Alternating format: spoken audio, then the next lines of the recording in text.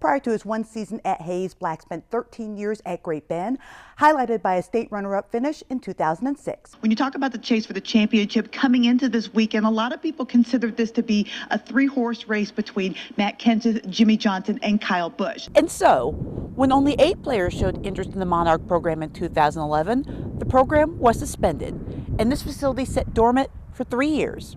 Until it wasn't that long ago that people didn't really think much about Larned High School athletics, but the Indians have fought really hard to change that. Did Cleanthony Early make himself a little more money when it comes to the NBA draft this past season?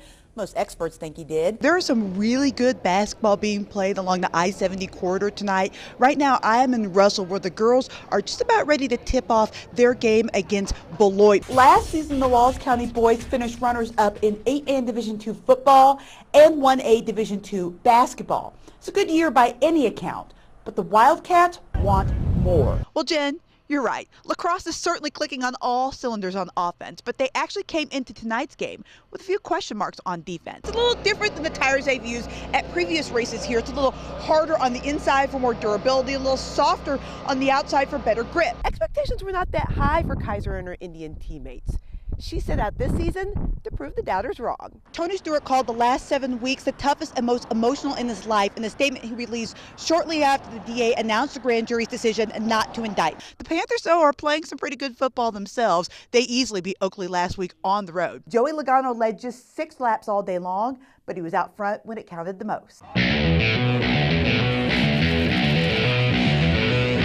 Racing has always been in Casey Taylor's blood.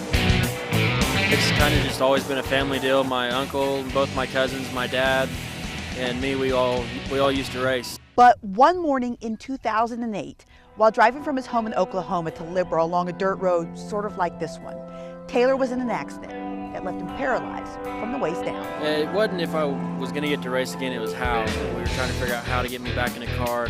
The road back would not be easy.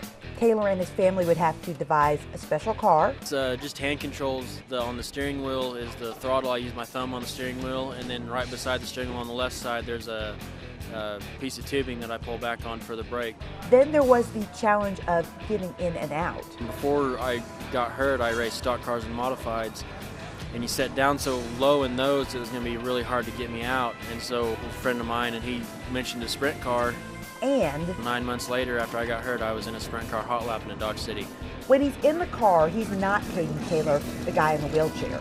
He's Caden Taylor, the race car driver, just like the other 5 guys on the track with him. I didn't really have any issues with being accepted. Everybody kind of just took me in and made me a part of the sprint car family.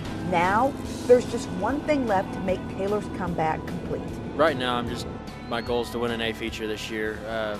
I've been racing for 8 years, if you include before I got hurt, and I've won several heat races, but never have got an A feature win. Considering what he has already overcome, Taylor appears to have the drive to do it. In Waukene, Heather Williams, Eyewitness.